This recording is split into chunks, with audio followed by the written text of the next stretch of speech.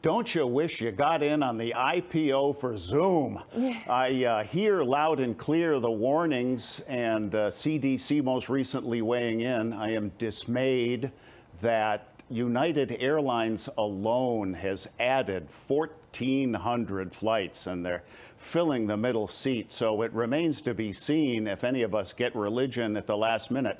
What is encouraging is how much more testing is going on. Here in Rhode Island, where I live, there used to be 2 places you could go. Now there are 4. And the lines aren't as long, and more people are showing up multiple times, and the contact tracing is very sophisticated.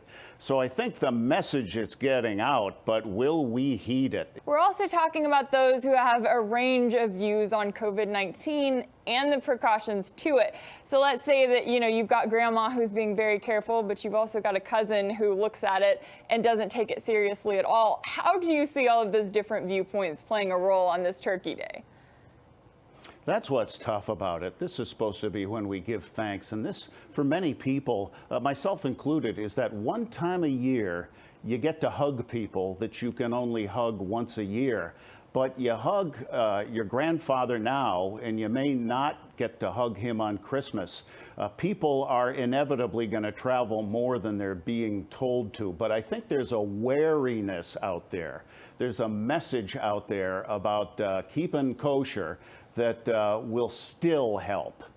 Many of us have been dealing with COVID-19 precautions since March, and so we're looking at finally being able to see family. We're possibly still trying to be careful. Now, of course, when we're talking about differences and the timing here, we have to look at the fact that we just had quite the presidential election, and politics seem to be even more divided than ever before, especially when it comes to the results of that election. So what's your advice for getting through the holidays without letting those political differences control the day?